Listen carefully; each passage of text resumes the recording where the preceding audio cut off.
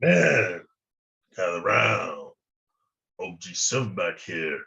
And today I'm going to share with you some very fascinating, insightful, and amazing stories of victory.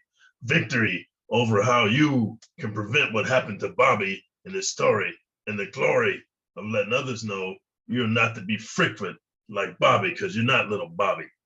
Hey guys, topic of today's video is in prison chow hall, Bobby's cheeks got the special sauce because there's no safe place to eat in prison, guys. Hey guys, so before I get into the topic of the video, I want to do a reaction to a couple of videos, man, that lead into what I'm going to share with you guys so you get different viewpoints and perspectives, not just mine. So without further ado, I want to share this video with you guys. It's called The Truth About Prison Rape. It's by this dude named Jonathan Morris. I'm gonna play a little bit of his clip here, and then I'm gonna try to put the links in the description. But if I don't, I've given you the opportunity here. So without further ado, let's get this cracking. Prison rape is probably one of the most misunderstood aspects of doing time. So let's talk about it. Body shout out to all the law-abiding criminals out there, as always. Notification bell so you don't miss anything. Ooh. Y'all go ahead and forgive me, man. I'm gonna have to do this one in the shade as far as the video quality, but I can't stand in that sun. It's supposed to be cooling off, but it's not. Standing on this sun, not happening. So, anyway, yeah, prison and, sexual assault, rape, to put it crudely, like I said in that little intro, probably one of the most misunderstood aspects of prison, man. And I'm going to go ahead and tell you why. First of all, we've all heard it. Don't drop the soap. Sleep on your back or somebody else will. You're going to get them cheeks busted. And that is not a shot at Big Hurt on his channel. I know he says that a lot, but that's been being said in prison for so many years. So no disrespect to him, like what he's doing over there, but we've all heard the sayings. And this video is not going to be too long, man. I'm going to clarify this for everybody because, like I said, I've done time in 3 different, what you would call jurisdictions: South Carolina prison, Georgia prison, and feds. So no, I've never done time up north and I've never done time out west. Things may be different. As always, I'm speaking from my personal experience. So we've all heard these things, the stereotypes, and people all. Guys, you know what? I've never watched this video before. I just saw the title and I wanted to react to it. But I can see what you guys are talking about. Like, when you guys say I'd be going on and on and on and on, not getting to the point. Now I understood because I thought I was getting to the point. But when I listened to this guy, like, golly gee, bro, let's get to the point, my man. Always joke when guys coming home like, hey, truth of the matter. I did 4.5 years in Georgia, 18 months in South Carolina, 8.5 years in the feds, and various little juvenile prison sentences here in the state of Georgia before I became an adult. So here's what I can tell you for sure, just from those 3 jurisdictions. There are so many homosexuals in prison that are willing to be homosexuals and do the things that homosexuals do, that outright rape is almost unheard of. Hey guys, so I want to share something with you, man, and nothing against this guy. I think he's a cool regular dude or whatever you want to call him. But here's the situation, man.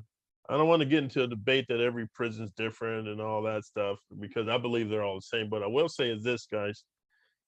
If you're just a regular white dude like this dude, then you can rap with your people, bro. And so then you're going to be in a protective class. And yes, there are a lot of there's a lot of homosexuals in prison. And it's just like on the street, guys. So you ever notice there's an 80-20 rule on the street? And I just was watching this video about how, guys online dating, 20% of the guys get all the women and 80% of the guys are fighting over the 4 that's left, you know what I mean? And if you're not attractive, you're not going to be successful in online dating. It's just like that in real life. So just like in prison, dude, if there's blatant homosexuals, dude, they have to choose you, man, because there's so many dudes getting at these homosexuals that you won't believe, like regular dudes, download dudes, macho dudes, gang member dudes, shot caller dudes, you know what I mean? They're getting at these homosexuals. So the homosexual has to choose you. And then even if the homosexual chooses you, you got to be somebody in the ranking order, you know what I'm saying, in order to keep that homosexual. Because dudes fight over homosexuals, they have wars over homosexuals. It's not as easy as he makes it seem. So what I'm trying to say is, even though there's a lot of homosexuals there, every like dude, there's not one homosexual for every dude. Because some homosexuals, if they ain't choosing you, you ain't gonna be with one. So it's not that simple. Out of all the time that I've done time in all the different places, honestly, I cannot remember a single time where I heard of or knew for a fact that somebody just got taken. Like, I'll say this before I move on to my next video, guys, because I'm gonna try to put the link in the description. He did 4 years in this one place. He did 18 months in another, and then he did 8 years in the feds. Um, those are vastly different type of environments. When you go to maximum security prison, dude, where there's lifers and dudes with double life and dudes on death row and dudes never getting out, bro. They're gonna take some booty if you're not affiliated. If you're not affiliated with the Woods or the Mexicans or the blacks or the others, and you just riding by yourself, which I don't recommend that you do, you're gonna be a target, man. And so that's where the rape comes in. When you're riding with the Woods or the Mexicans or the blacks or the others, there's going to be consensual sex with the homosexuals within that group. But let's just say there's a lifer dude and he's not a somebody, and then you decide not to ride with your people, bro. There is rape. So just because he hasn't heard about it, he was very fortunate. I'm gonna see if he's got some more cool stuff to say before I move on. Let's see. that, like they were raped for just a sexual reason. Here's the truth of the matter. Most of the time, if somebody is getting sexually assaulted in prison, it's because of some kind of reason, like a revenge purpose or something like that. My question I want to ask to this gentleman is, if you said you never heard of a sexual assault or seen a sexual assault, then how do you have this scenario? So all I'm saying, I'm not debating with him, but what I'm saying is, even if you owe money, dude, or you owe a debt, or you messed off some drugs, or you don't want to pay rent or whatever, you disrespected your gang. Why do they have to assault you sexually? Where's that a punishment? Why not just beat you to death or something? You know what I mean? Anyway, I don't know if I'm gonna listen to this guy much more. That I have heard of. Now, like I said, this is my own personal experience of doing time where I've been. I know that, there's thousands of people out there that's done time in the West, in the Midwest, and up in the North, and all these other different places. Some of the hard penitentiaries in the feds, and maybe things are different, man. So y'all don't get in the comments and roast me about it. Yeah, leave it alone because he did give a disclaimer that maybe things are different. So I'm gonna go on to another. I want to go on to another video here because I want you guys to have as many different perspectives before I go into this story about Bobby's butt cheeks in the chow hall, so you can kind of get an understanding of what's going on. So let's see what's happening here.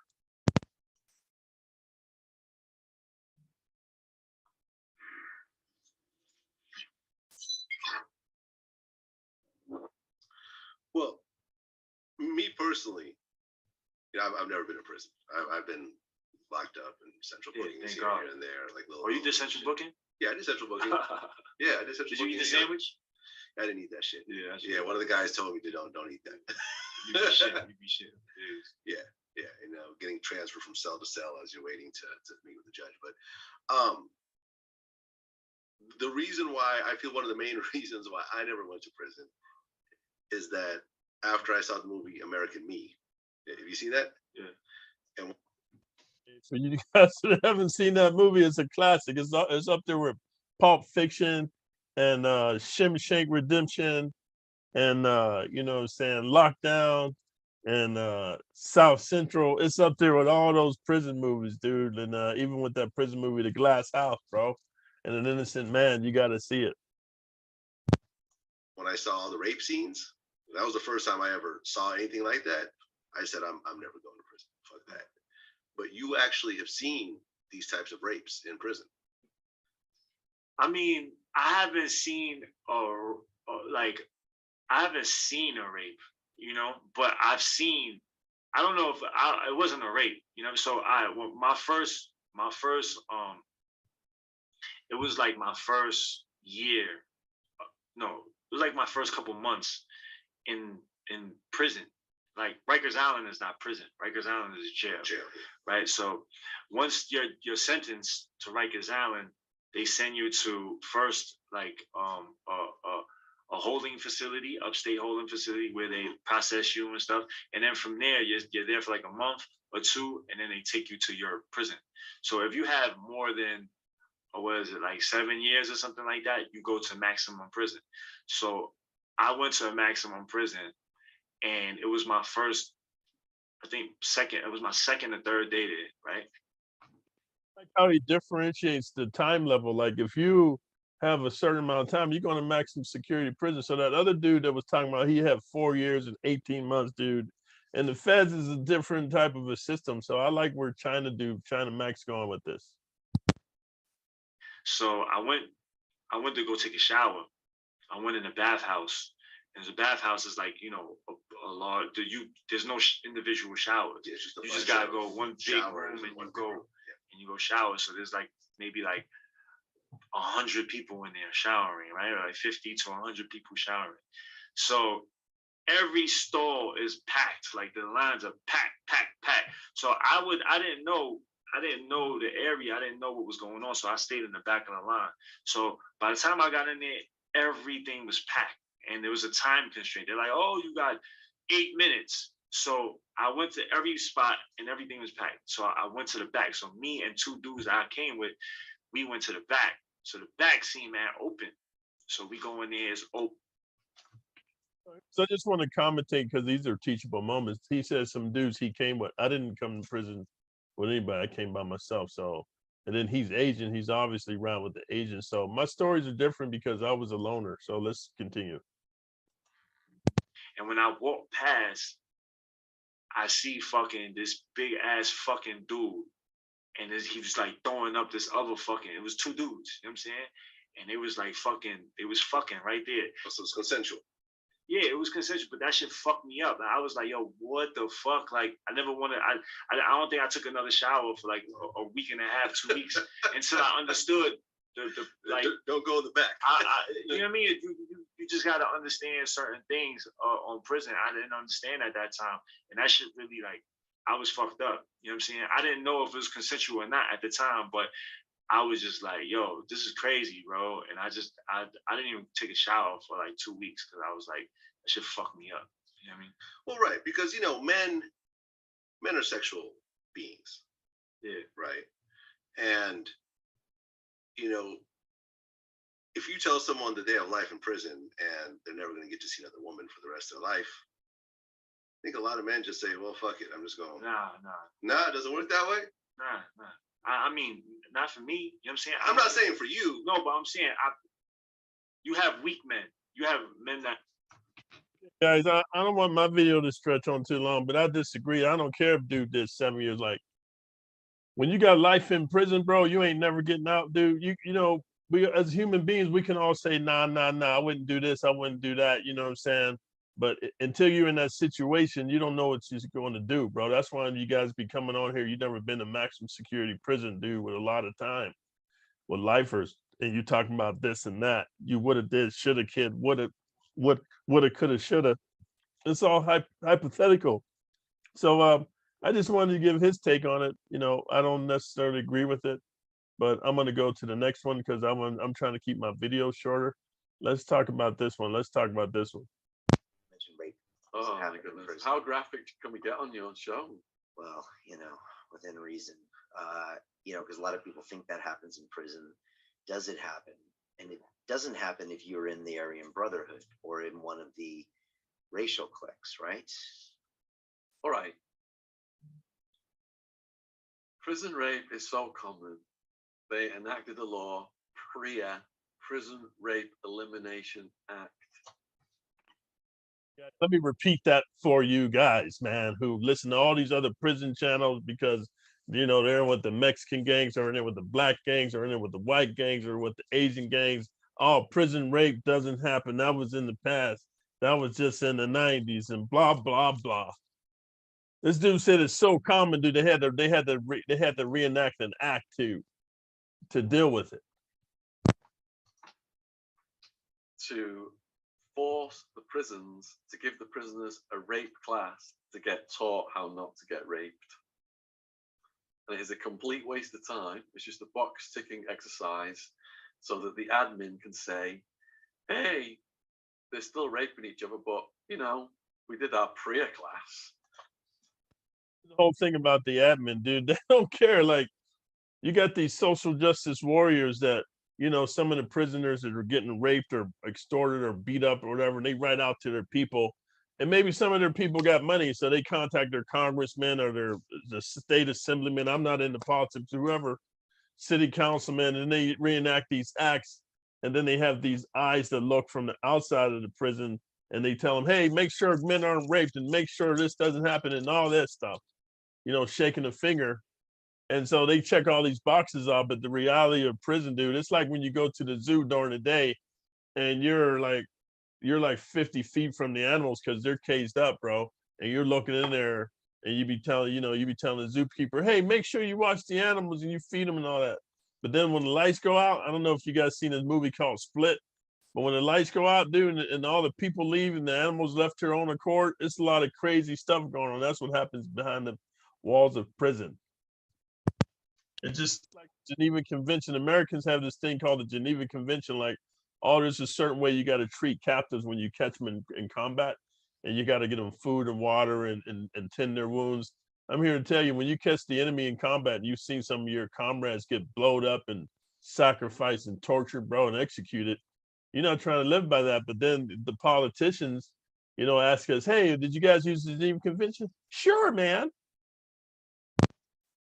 Now, in the Priya class, you watch some predators in the day room, and the young people coming in are hungry. And if they take food, they're in debt that they can't repay, so they've got them. So then they say, look, you're in debt, pay us this debt, or you're going to get stabbed. I got no money to pay the debt. All right, well, you need to go in that cell over there and do whatever that guy says, or else you're going to get stabbed. So, like, I just want to share this with you. That's not just outright rape, but they back you into a corner and they trick you, man, with all this protection and paying rent and taking this food and taking these clothes and all that. And then that's how pimps do. And once you're in debt, oh, if you don't pay us, we're gonna stab you. And so instead of getting stabbed, you get your butthole ravaged, right? So it's not just outright where they taking your booty, but it's called coercion, man. So, dude, don't be so literal on my channel, dude. I'm just saying, bro.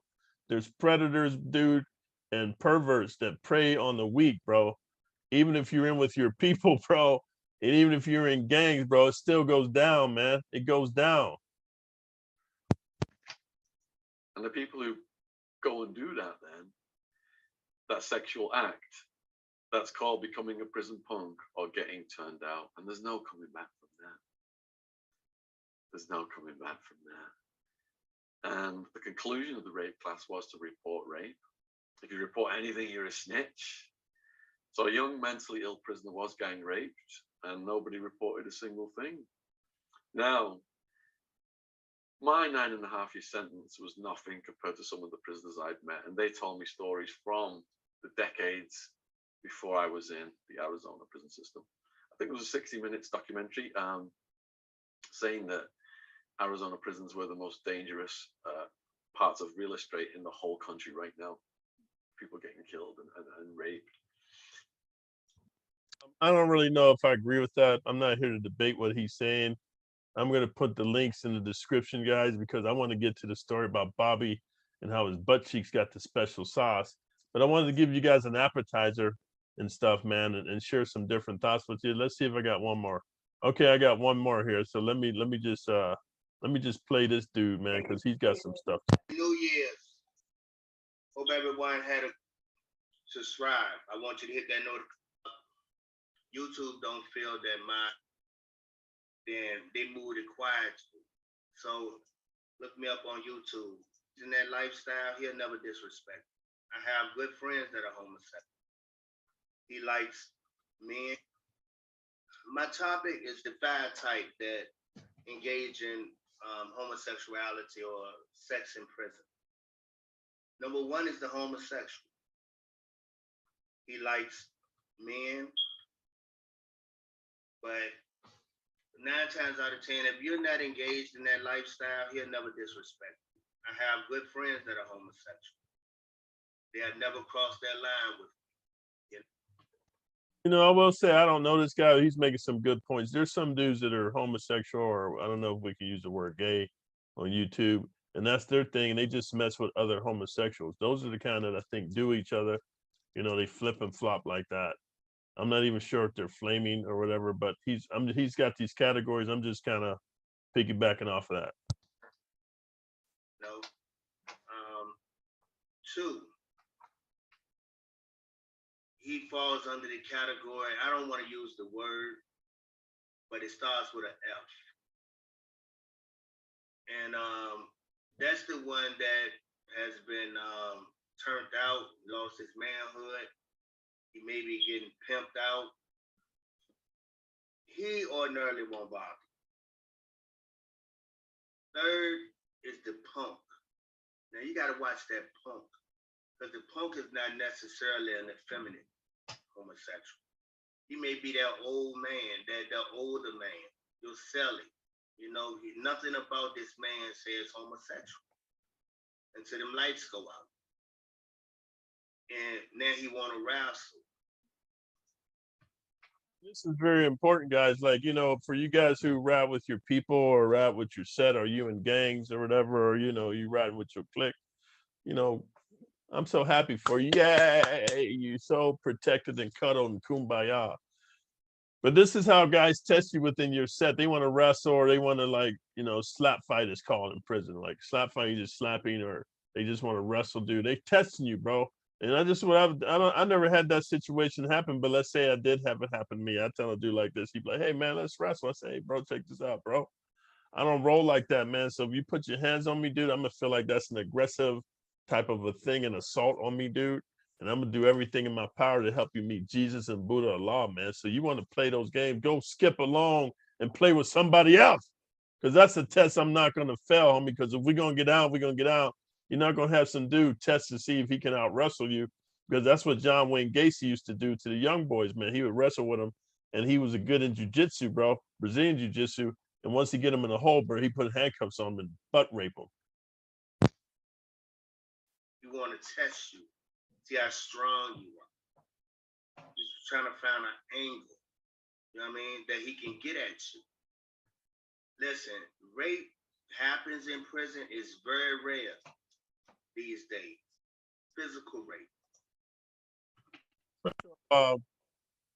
All I can say is this, guys. I wasn't in prison now. I was in prison in the 90s. Back then, it was so rampant. It was just crazy, bro. So I can't disagree with what he's saying. I'm just telling you my stories that I've actually experienced and seen and witnessed and heard. And you hear other inmates talking about it, bro. And you see the results of the dude who's punked out, because now he's got to wear guys that sag in prison are gay, bro. Let me just tell you, I'm not trying to, you know, start anything with gang members in prison.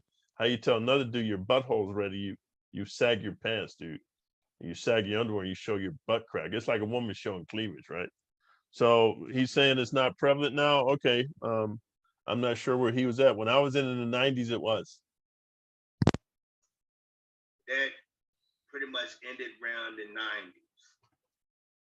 Let me say this though, I don't know if he's ever been in maximum security prison. So in maximum security prison, there's always gonna be rape, bro. I think these guys are like level 1, level 2, you know, kumbaya camp. You know what I'm saying? So I'm gonna stick by my guns and say, if you go to maximum security prison with lifers and triple life and double life and dudes on death row, there's always gonna be rape because they ain't got no women, bro. You know, when it started giving people 20 and 30 years, you know, and now after the 2000s, it's so much homosexuality in prison. I mean, why would a man, you know, go away for get another 20 years for raping? Okay, guys, I'm gonna leave this alone because I want to get into my Bobby story. But here's the thing: if you got a guy who got natural life, double life, triple life, life without the possibility of parole, or he's on death row, what's another 20 years of this dude, man? So anyway, Let me see if there's another one I wanted to share with you. Yeah, I got through all of those, man. So let me tell you the story about Bobby, man. So this was at level 3, maximum security prison, dude. And I think I was on, I think at level 3 they had A, B, and C yard, just like level 4. So I think I was on the A yard, bro. And what happened is, I wanted to go to school, but there's a line to get into school. Like when you go into classification, they ask if you want to do a program. So a program is, do you want to work or do you want to go to school? You know what I mean? If you work, you get paid some money. I think it's like 5 cents a day. Don't quote me on it. Maybe it's 2 cents a day.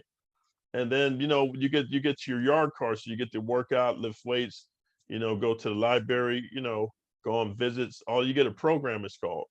So I just went ahead, man. I wanted to get into meat cutting because I wanted to become a butcher when I got out of prison. I just figured, well, I get out of prison, learn to cut meat. And I also heard if you work in meat cutting, you get to make your own shanks and you get to get the bones from the meat, make shanks and stuff like that.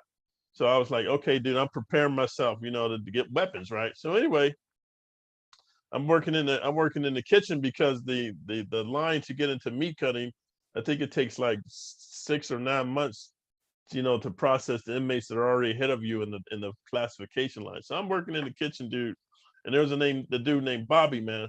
So this dude named Bobby, man, he's one of these common dudes. He was like a slick, brother, man, like a brown skinned brother, pretty boy. He just, he had the gift of gab, man, and he was affiliated. I think he was a pimp on the street.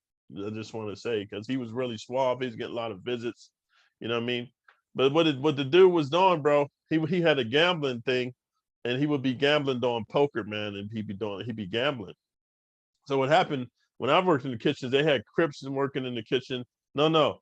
They had Crips working in the kitchen, they had Bloods working in the kitchen, they had white dudes working in the kitchen and Sereno. So when we weren't serving the Chow, all the little cliques sat by, with each other. Like the Bloods sat with the Bloods, the Crips sat with the Crips, and so forth and so on. I sat by myself just looking out the window onto the yard, you know what I mean? So anyway, man, Bobby was gambling, dude. So come to find out, man, he had a thing with his poker cards, dude, where he had like, I think he had a little ragged edge on one of them. So anyway, they found out he was cheating, and he had won so much canteen and stuff, and then they found out that he was cheating, bro. So what happened was when the Bloods found out dude was cheating, he got ripped off. Oh, here's the one thing: when the cops or the correctional officers take you into, they process you through the gates and they open your butt cheeks. So there's different gates in prison. Like when you're on the yard, then there's a gate to go into the chow hall, and you got to get processed because now you're a worker. You're not coming through the door where the inmates are coming through to eat. So once the police or the correctional officer passes you off to the free man, there's no correctional officers in there. He hands you over to the free man, and the free man is just one dude supervising. Like I don't want to exaggerate. It's probably like maybe 30 inmates, right? And he don't care. The freemen are there to just get the money. They're not there to supervise you or to police you and none of that stuff. So they got these things called coolers, and it's a big door. They keep the beef in there cool and the vegetables and all that stuff. It's like a freezer.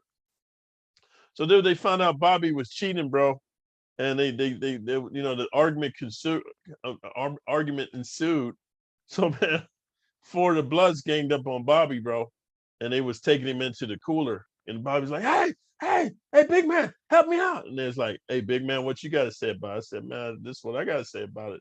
If you motherfuckers come over here, man, y'all gonna be in the cooler permanently. Like, I ain't got shit to do with that dude. I don't even know that dude. I don't even like that dude. So don't come over here with that bullshit. So they took Bobby in the freezer. So what happened? They had 3 of them. They had 4 of them in the freezer with Bobby. And one dude stood outside the freezer. So they shut the freezer door.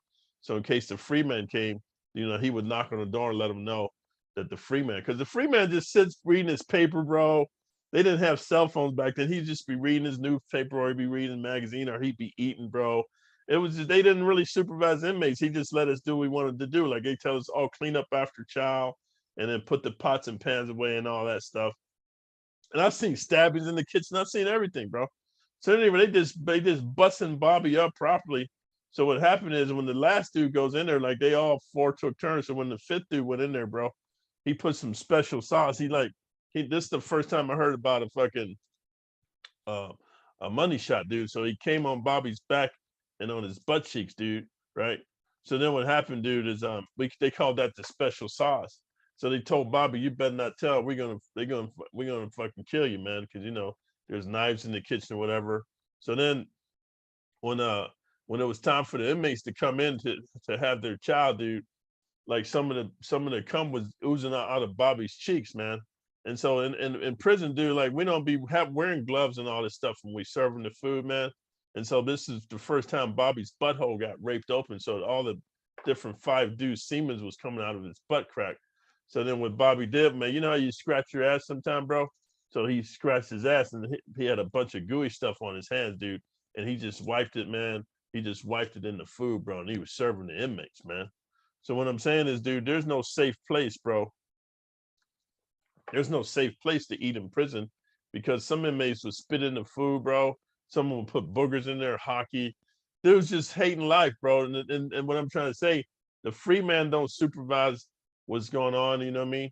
And so they might do it to your food, man. Like there might be a dude they don't like, and they see you coming up and they'll drop some spit on your fucking food and hand you the tray, dude. Or in Bobby's case, man, the semen was coming out of his butt cheeks, bro. And then when he went to like, I guess because he felt his butthole was bleeding, bro.